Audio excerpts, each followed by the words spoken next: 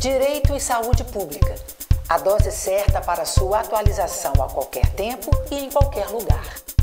Olá, eu sou Luciano Oliveira, promotor de justiça, coordenador do Centro de Apoio Operacional das Promotorias de Justiça de Defesa da Saúde, o CAU Saúde do Ministério Público de Minas Gerais. Eu sou Cristiane Antunha e este é o podcast Direito e Saúde Pública, a dose certa para sua atualização a qualquer tempo e em qualquer lugar. No episódio de hoje, vamos conversar sobre os direitos dos pacientes submetidos a tratamentos de saúde no Brasil. Um acidente ou uma doença grave podem subitamente mudar a vida de uma pessoa, inclusive comprometer sua manifestação de vontade. É possível dispor antecipadamente sobre os cuidados que desejamos receber? Como usar todos os meios disponíveis para prolongar a vida ou aceitar a morte? Como proporcionar uma morte digna para as pessoas que amamos? Bom, para conversar sobre essas questões, a nossa convidada é a advogada Luciana Dadalto. Luciana, seja muito bem-vinda. Seja bem-vinda, Luciana. Muito obrigada pelo convite. Um prazer estar aqui com vocês. Bom, primeiramente eu gostaria que vocês nos explicassem o que é a bioética e qual que é o caminho que te levou a se especializar no estudo dela. Bom, a bioética é uma área de conhecimento que busca refletir sobre essa interação do ser humano com as tecnologias. Então, eu sempre, lá na faculdade de Direito, há muitos anos atrás, eu sempre me interessei por essa interseção entre o direito e a saúde e especialmente sobre questões afetas a fim de vida. Eu não sei explicar exatamente aonde que a chave virou, mas eu fiz o meu mestrado no Direito para estudar testamento vital e depois eu fiz o doutorado na Faculdade de Medicina. Mas o que me interessa mesmo são essas discussões que a gente faz sobre dignidade no morrer. A bioética tem uma visão plural, né? Ampla, né? Super. E a bioética vai trabalhar desde meio ambiente até as relações médico-paciente. Então, é uma área de conhecimento muito, muito ampla e a gente vai ter inúmeras divisões dentro da bioética. A bioética que eu me filio, ou enfim, que eu pesquiso, é a chamada bioética clínica, que trata dessas relações com tecnologias em saúde, e o meu foco de trabalho é em autonomia e dignidade no fim da vida. Pois é, falar em fim de vida, por que falar de morte ainda é tão tabu aqui pra gente? Porque ninguém quer morrer, né? Acho que esse é o ponto, assim. Ninguém quer morrer e a gente está falando de uma coisa que a gente não conhece. Então, desconhecido é sempre difícil.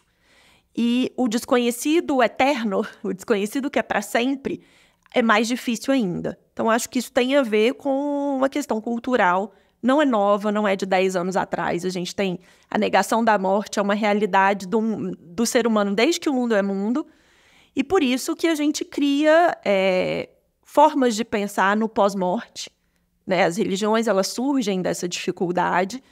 E também, agora, mais recentemente, a gente tem criado formas de não morrer ou de adiar o máximo possível essa morte do corpo. Porque eu gosto muito de uma diferenciação entre vida biológica e vida biográfica. Né? Assim, acho que a vida biológica é esse corpo que muitas vezes a gente mantém vivo a qualquer custo. Mas muitas vezes a gente esquece da biografia daquela pessoa que a gente está mantendo viva. E esse qualquer custo que é o problema, né, doutor Luciano? Exatamente. E aproveitando, Cris, eu queria acrescentar, você falou da morte como tabu. Eu diria também, Luciana, que na nossa cultura a morte é vista como um fracasso. Um fracasso do paciente, um fracasso da família, um fracasso do profissional de saúde.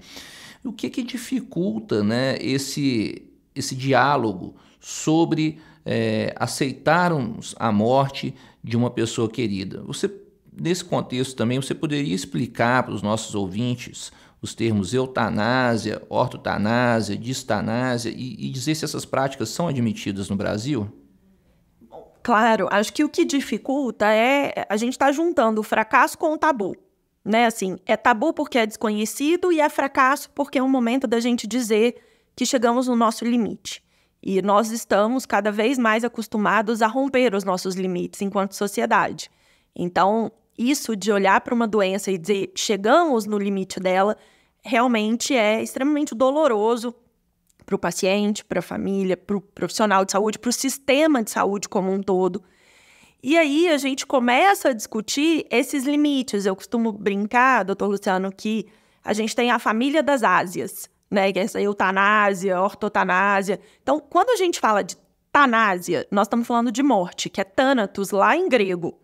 Para quem gosta de personagens, a gente tem o thanatos em algum desses personagens aí de super-heróis. Então, quando a gente vai dizer da eutanásia não é um conceito novo, né? Eutanásia é algo que tem séculos. A eutanásia, a gente está falando na abreviação da vida. Então, eu costumo sempre dar um exemplo para explicar esses conceitos.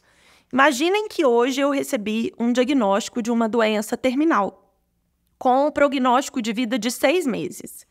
Então, existe uma expectativa de que eu morra no dia 13 de março de 2025.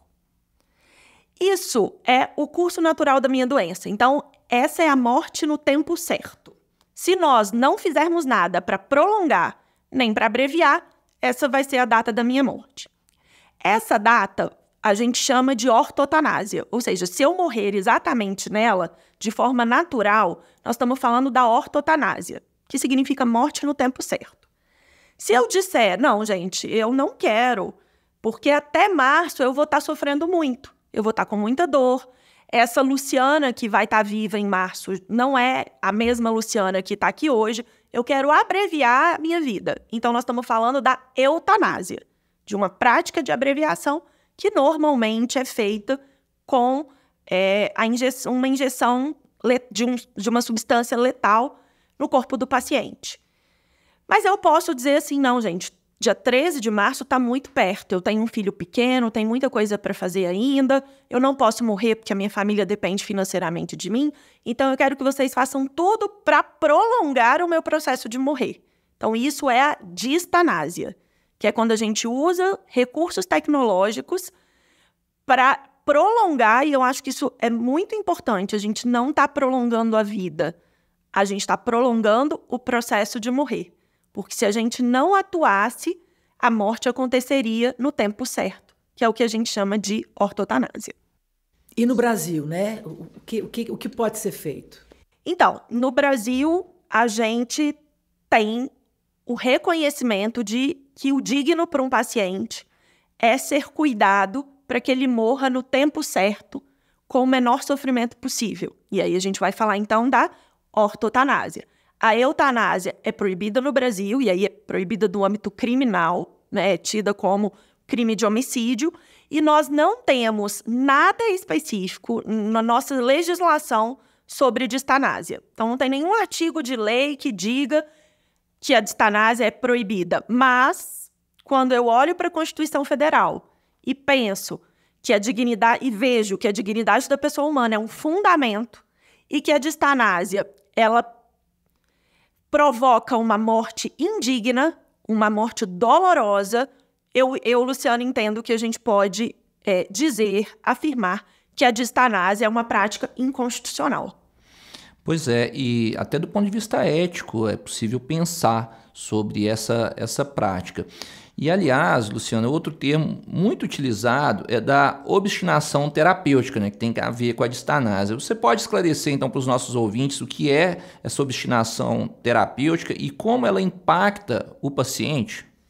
A obstinação terapêutica é um dos sinônimos da distanásia. E ela vai impactar o paciente na medida em que ela impacta a qualidade do processo de morrer. O que a gente faz na obstinação terapêutica? A gente entende que aquele paciente está com uma doença incurável, está numa condição irreversível, mas a gente não aceita essa condição. Então, a gente usa toda a tecnologia disponível para prolongar esse processo de morrer. E o que a literatura internacional mostra para a gente é que esse prolongamento do processo de morrer, que é a obstinação terapêutica, ela causa sofrimento físico, mental, espiritual, social, porque ela fala muito do começo da nossa conversa, que é esse tabu da morte, esse olhar da morte como um fracasso.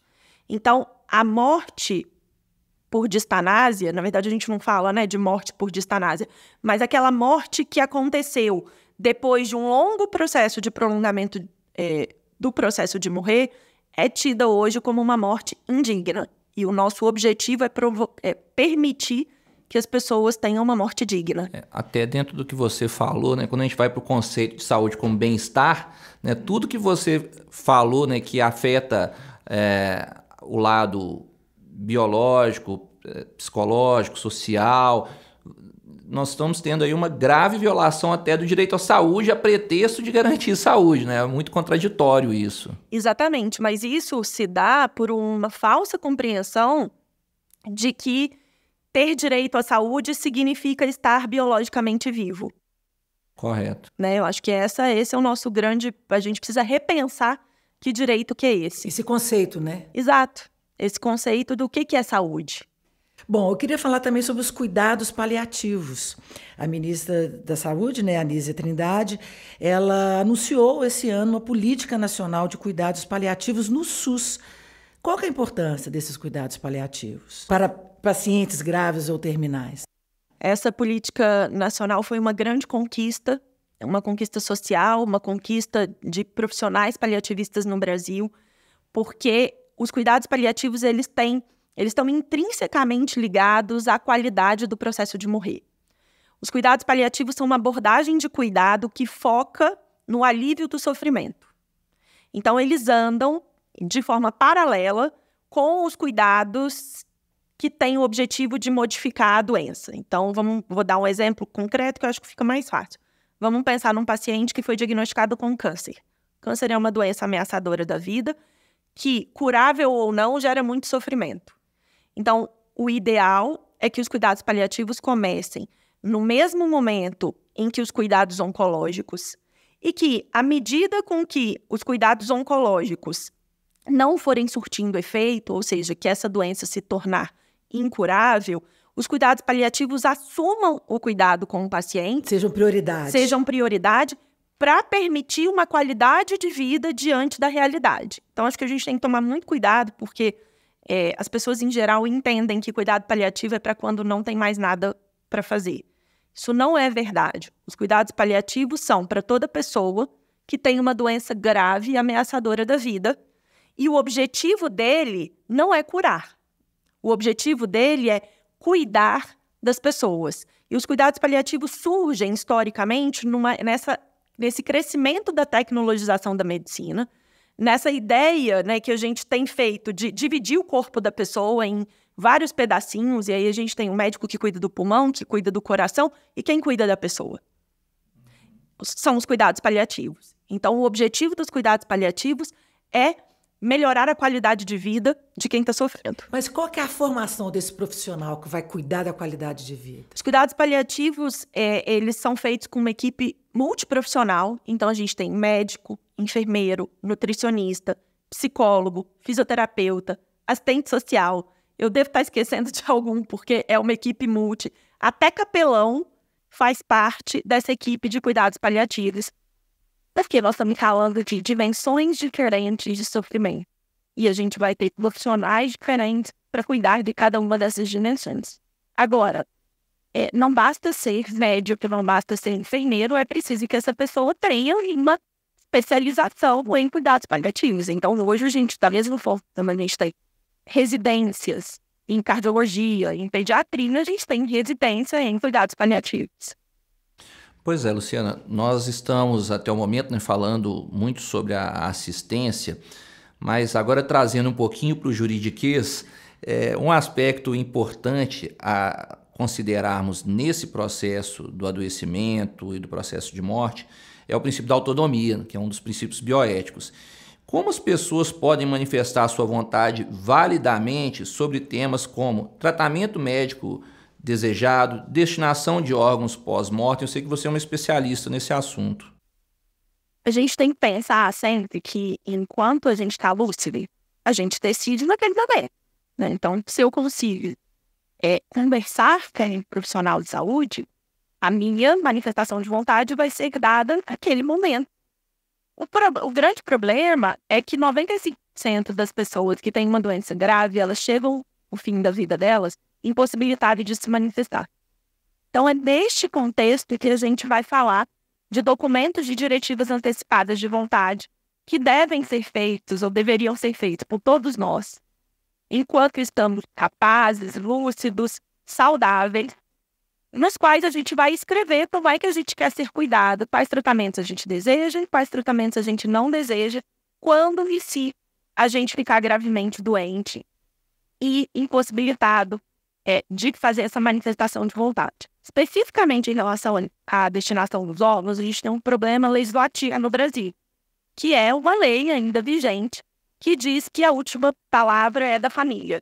Então, ainda que a gente manifeste vontade, ainda que a gente tenha agora o CNJ com uma grande campanha junto com os tabelionatos de notas, mas ainda que tudo isso aconteça, o mais importante é que a gente converse com a família. E eu sempre digo para quem vai documentar suas vontades prévias por meio dos documentos de diretivas antecipadas, que também é importante, além de fazer o documento, ter essas conversas com os familiares, porque afinal de contas serão os familiares que estarão ao nosso lado no momento em que a gente perder a capacidade decisória.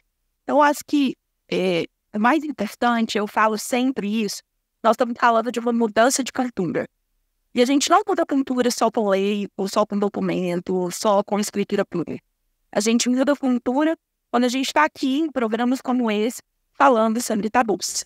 Então, você está falando que é importante escutar, respeitar a vontade do paciente. Sim, é importante. Na verdade, eu acho que mais do que importante, é necessário. Eu diria que é um dever de todos nós respeitarmos a vontade de pessoas que estão gravemente doentes. Bom, recentemente o STF decidiu que testemunhos de Jeová têm o direito de recusar tratamentos médicos que envolvam a transfusão de sangue.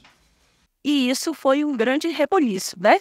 Porque um monte de gente dizendo que isso é um absurdo, que afinal de contas vamos deixar pessoas morrerem sem sangue.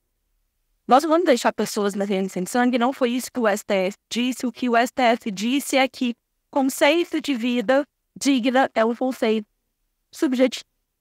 E que as pessoas professam até testemunho de Jeová e estão recusando transfusão de sangue, que elas não estão pedindo para morrer. Elas estão dizendo que aquele tratamento é indigno e que se a gente tiver qualquer outro tratamento, elas aceitam. E mais, elas estão dizendo pra gente que elas preferem ter direito de dignidade. Se estas forções, muitas vezes, pode ser assim, né? Se a gente só tiver a transfusão de sangue, essas pessoas estão dizendo pra gente, eu prefiro a morte do que essa vida. Pós-transfusão é uma vida que a mim não faz sentido. Eu preciso dizer, para mim, esse é um uso de todas as coisas que a gente discute ao autonomia do paciente, a gente não precisa aceitar para respeitar. Nós estamos falando de respeito. Estamos falando de respeito às subjetividades, sabe? De pessoas que podem não pensar igual a gente. Mas e a ética médica aí? A ética médica precisa ser uma ética de respeito às individualidades do paciente. A gente precisa entender que nós não estamos mais naquele momento de médico e que o médico sabe o que é melhor para o paciente. O médico pode saber o que é melhor para a doença, mas quem sabe o que é melhor para o paciente é o próprio paciente, no exercício da sua autodeterminação. É uma mudança, né, doutor Luciano? Muito grande, né? É sim, né? E como você já disse, são alguns tabus. Agora, nós não podemos deixar, em determinado momento da nossa vida, de sermos donos de nós mesmos, dos nossos destinos, para sermos propriedade do familiar ou propriedade de um profissional de saúde.